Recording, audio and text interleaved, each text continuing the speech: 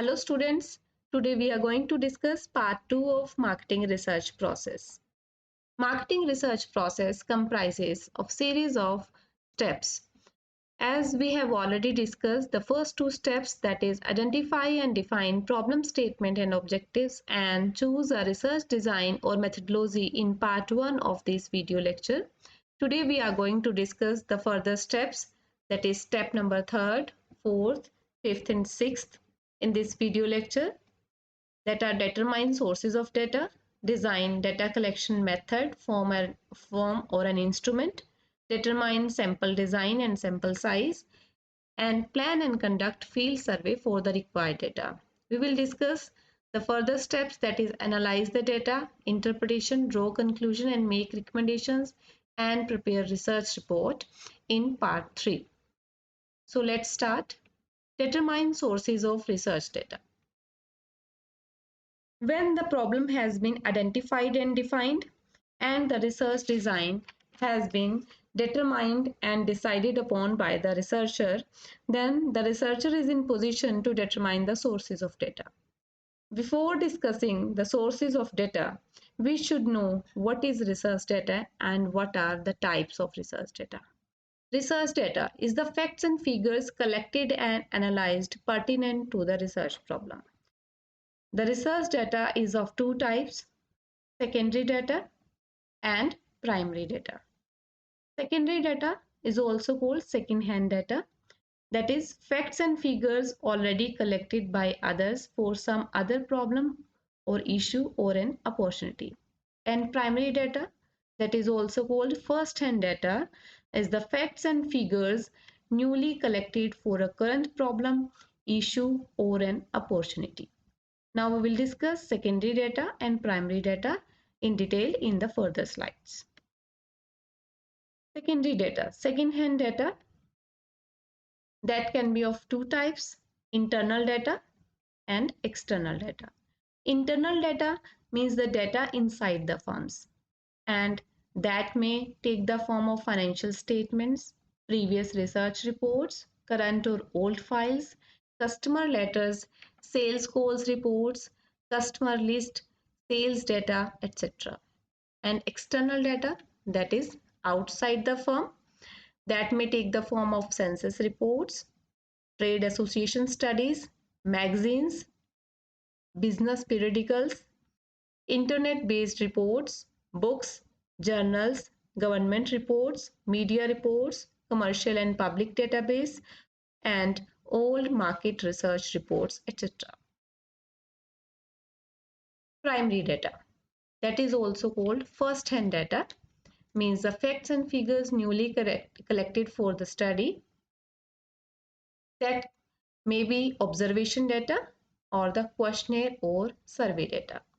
Observation data can be collected by watching the people, and that may be collected from mechanical and electronic approaches, or it may take the form of personal approaches, social media monitoring, laboratory experiment, field experiment, or by observing the market. And questionnaire or the survey data, that can be collected by asking the people, and the idea generation through in-depth interviews and focus groups, idea evaluation by email, online, telephone, and personal surveys. So primary data and secondary data both have some advantages and disadvantages. Primary data, the collection and use of information collected specifically for a current problem, issue, or an opportunity, has some advantages. What are these? That primary data collected is current. It is specific because the data is collected for the specific problem. Accurate, primary data is more accurate, and there are some disadvantages also. Primary data collection takes more time. The more resources are required for primary data collection. Primary data collection is more expensive. Secondary data has also some advantages and disadvantages. The search and use of information that was previously collected for some other problem or issue or an opportunity has the advantages like Secondary data can be collected very fast because that has already been collected by someone else. Less expensive, yes, it is less expensive to collect, and secondary data is easily available. Disadvantages: sometimes secondary data collected is inaccurate. Data may lapse and it can be out of date, and secondary data is too general and not according to the purpose of study because that has been collected for some other purpose earlier. So these are the advantages and disadvantages of primary and secondary data. Now determine sources of data for various types of research. Selection of sources of data is done according to the types of research design. As we have already discussed, the research design that are exploratory, descriptive, and causal research designs. So sources of data are determined according to the types of research designs. Like in case of exploratory research means the research that research is conducted where there is little is known about the problem and there's need to define the problem more precisely and to generate insights, deepen understanding of the problem or an opportunity. So in case of this research, the data can be collected through direct observation, deep interviews, or the focus groups. In case of descriptive research is a type of research that describes a population, situation, or a phenomena that is being studied. It focuses on answering the how, what, when, and where questions. So data can be collected through the surveys or the questionnaires. In case of causal research, that is also called explanatory research, is the investigation of cause and effect relationship between the two variables. So sources of data for the causal research can be experiments and manipulate the experimental variable, control all the extraneous independent variables. Extraneous means the unrelated or irrelevant variables. For example, examples of causal research can be to assess the impact of foreign direct investment on the levels of economic growth of any country. That is because there is a cause and effect relationship between the economic growth and the level of foreign direct investment. So sources of data are determined according to the types of research. Determine sources of data. So after deep study and understanding the nature of research, marketing researcher has to decide whether he has to collect primary data or depend exclusively on secondary data. Sometimes the researcher study is based on secondary data, whether partly or fully. It is necessary to satisfy oneself that the data are quite suitable for the objectives spelled out for the study. It is also advisable to evaluate secondary data in details to avoid possible sources of error. It is only when such secondary data are unavailable, inadequate, or unreliable that a researcher should decide on collection of fresh data over the primary data. Now, the next step is design data collection method, form, or an instrument. Once the decision in favor of collection of primary data is taken, one has to decide the mode of collection of data. Following three methods for primary data collection are used, that are focus groups, in-depth interviews, and projective techniques. Surveys, observations, and panels and diaries, and experiments. What are focus groups and projective techniques? Focus group is a group interview involving a small number of demographically similar people. Their reactions to specific researcher posted questions are studied. And projective techniques, these are the unstructured method of investigation used in qualitative research that allow the researchers to tap into consumers' deep motivation. Means the psychology of the consumers are studied by the researchers. This is the most expensive stage of marketing research This stage is also difficult because of respondents' biasness, unwillingness to answer, and absenteeism.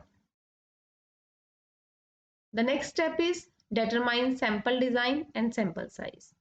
In the fourth stage, we have seen that data collection is one of key stage in marketing research process.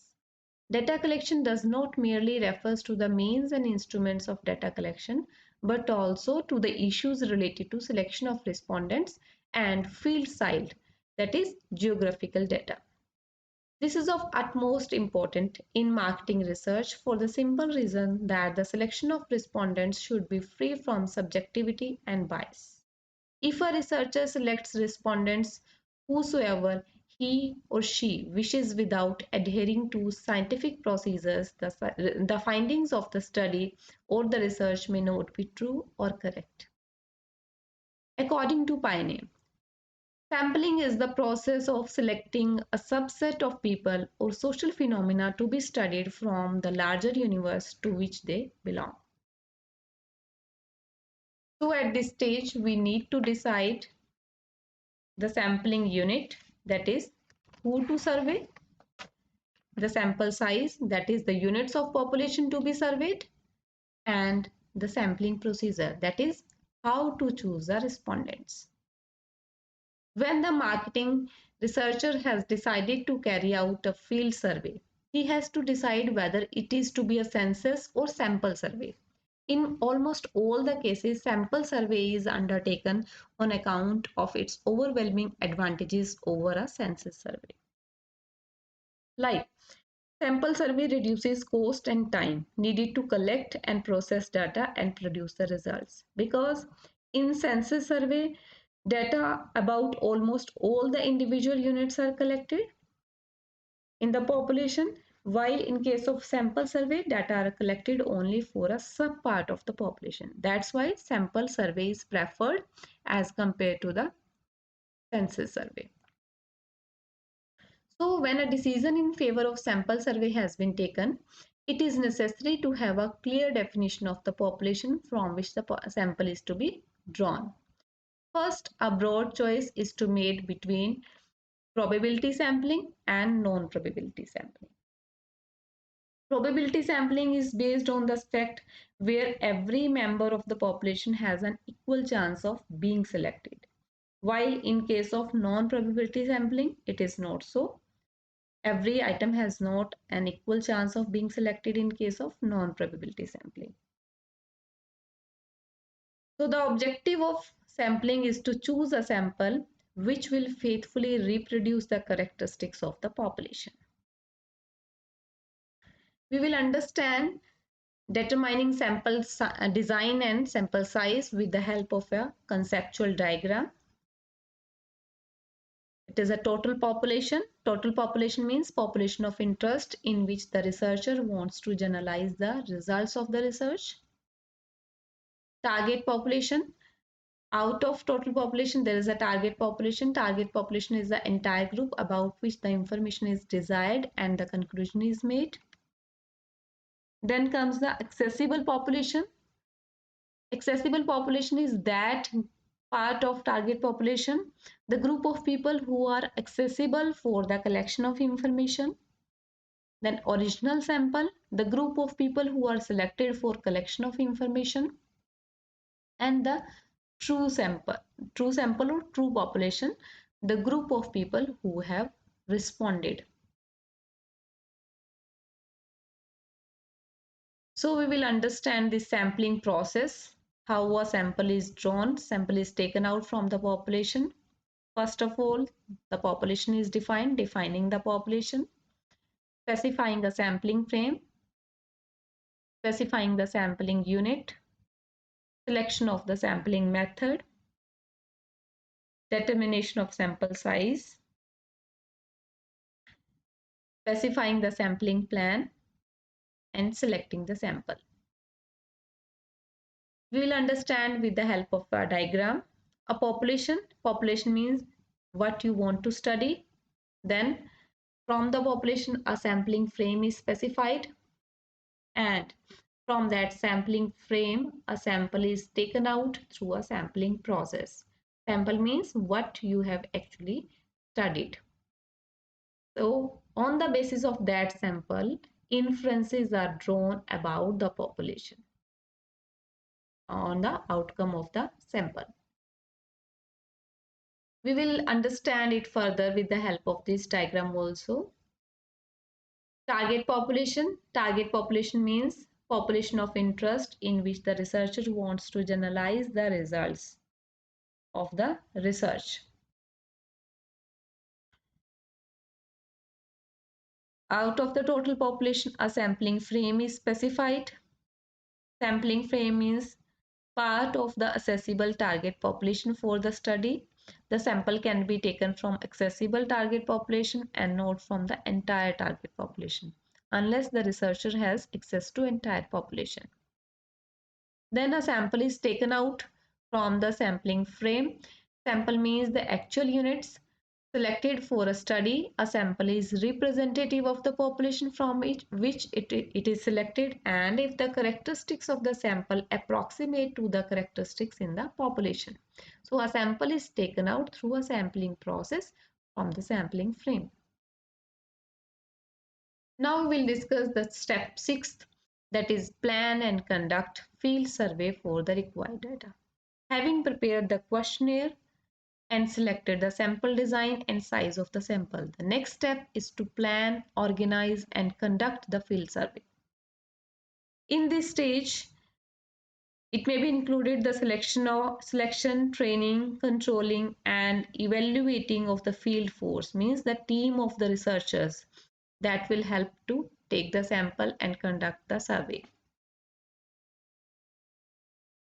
So the type of questions which can be asked in the questionnaire can demand the answer in the following ways, like we have taken the example and the question XYZ and question ABC.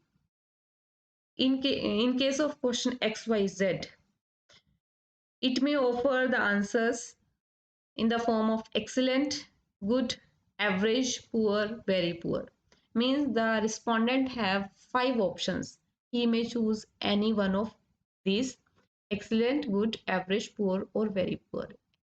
Similarly, in case of question ABC, the respondent have 5 choices. He may choose any one of these: strongly agree, agree, neutral, do not agree, and strongly do not agree. The task of interviewing seems to be simple, but in reality, it is the most difficult task in marketing research. This is because the respondents are generally hesitant in giving information unless approached with tact, initiative, and intelligence.